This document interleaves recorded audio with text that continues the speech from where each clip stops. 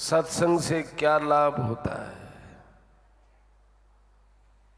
वेद पुराण शास्त्र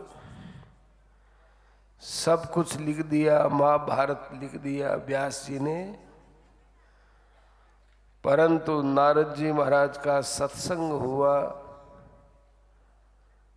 तब उनके मन में भगवान की लीलाओं को कहने का सद्भाव पैदा हुआ।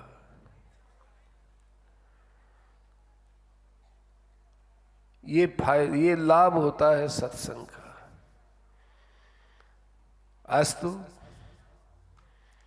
नारद जी महाराज ने अपने लाभ के लिए बताया कि मुझे भी लाभ मूलतः सत्संग से हुआ।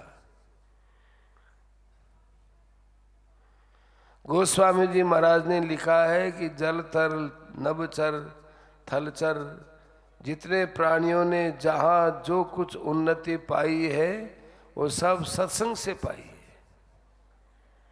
बिना सत्संग के किसी ने भी उन्नति प्राप्त नहीं की।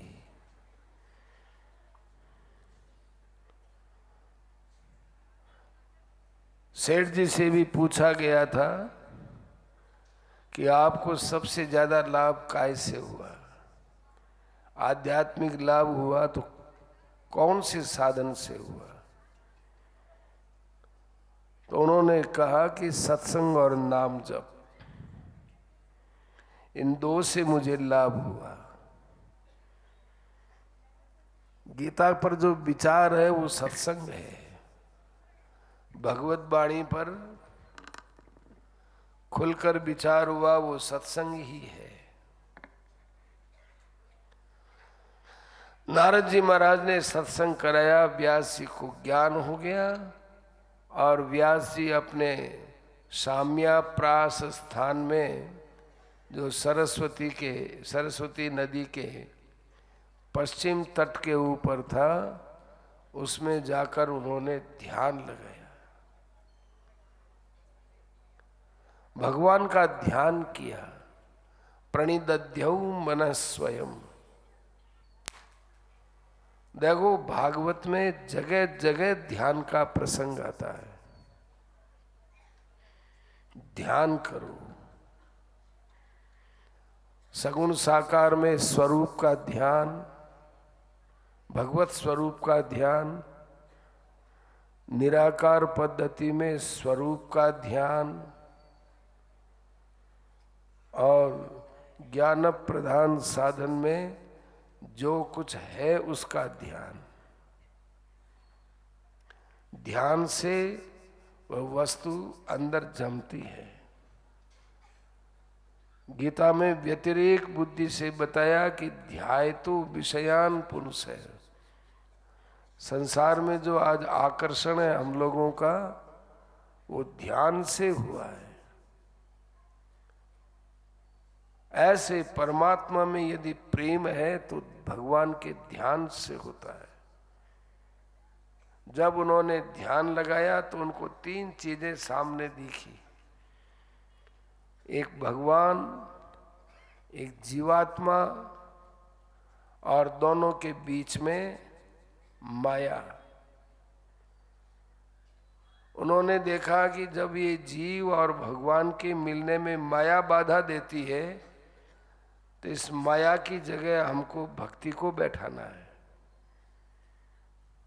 माया जीव और भगवान को अलग अलग रखती है और भक्ति जीव और माया को मिला के रखती है, एक करके रखती है। भक्ति योगेन मनसी, उन्होंने भक्ति योग का खूब अच्छे ढंग से मनन किया और उसके बाद उन्होंने उस भक्ति भाव में डूब करके श्रीमद् भागवत की रचना की। व्यास जी ने ऐसी रचना की कि भागवत के अंदर डूबने पर उसको भक्ति अवश्य ही मिलेगी। और कैसी भक्ति? शोक मोह भयापहा, तीन दोष हैं, शोक मोह और भय, तीनों का नाश करने वाली। इसमें सारे दोष आ गए। मोह तो राग का प्रतीक हो गया, शोक द्वेष का प्रतीक हो गया, और भय है ये अहंकार आदि सब दोषों का प्रतीक हो गया। तीनों का नाश हो जाता है, भक्ति पैदा होती है। तो दीपक प्रज्वलित होते ही अंधकार नष्ट होता है। अंधकार के नष्ट होने में और दीपक के प्रकट होने में कोई समय बाधा नहीं। ज्यों ही दीपक जगा, ज्यों ही दिया सड़ाई लगा ही प्रकाश होगा। ऐसा नहीं धीरे धीरे अंधकार नष्ट हुआ हो, धीरे धीरे प्रकाश पैदा हो। प्रकाश प्रज्वलित होते ही अंधकार का नाश। ऐसे ही वास्तविक तत्व का ज्ञान होते ही अज्ञान का नाश। नई अपडेट्स पाने के लिए जय श्री लाइव टीवी के YouTube चैनल को सब्सक्राइब करें और नोटिफिकेशन बेल पर क्लिक करके वीडियोस का आनंद लें।